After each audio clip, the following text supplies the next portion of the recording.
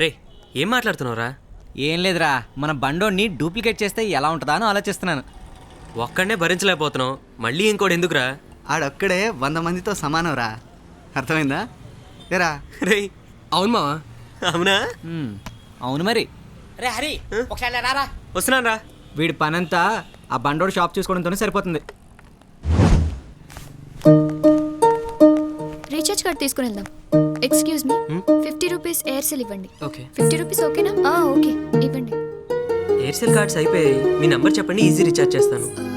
అక్కర్లేదు, పదవే. నెంబర్ ఇవ్వచ్చు కదే. ఏం అవసరం లేదు, పద. ఈజీ రీఛార్జ్ కోసం నంబర్ ఇచ్చావనుకో, తర్వాత కాల్ చేసి బ్యాటరీ అయిపోయి దాకా టార్చర్ పెడతారు. చూద్దాంలేరా.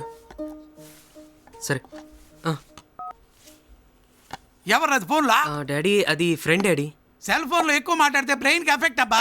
పేపర్ లో రాత్రి టీవీలో చూపిస్తున్నారు చూడలే, తగ్గించా. ఏమండి ఫోన్ లో ఎవరితో మాట్లాడుతున్నారు? ఫోన్ లో ఎక్కువగా మాట్లాడడం వల్ల బ్రెయిన్ కి ఎఫెక్ట్ అవుతుందని టీవీలో చూపిస్తుంటారు, ఎప్పుడు చూడలేదా? నాకు మాత్రం మీ అమ్మ నా లైఫ్ లోకి ఎంటర్ అయిన తర్వాతే నా బ్రెయిన్ కి ఎఫెక్ట్ ఇచ్చిందబ్బా. ఏదో అంటున్నట్టున్నారు. నీ గురించి కాదు, టీవీ గురించి సెల్ ఫోన్ గురించి. ఓహో, నీమా, నీకు చెప్పలేదు కదా, మొన్న మా నాన్న అయితే ఆ రింగ్ మ్యాటర్లో భలే సేవ్ చేశాడు.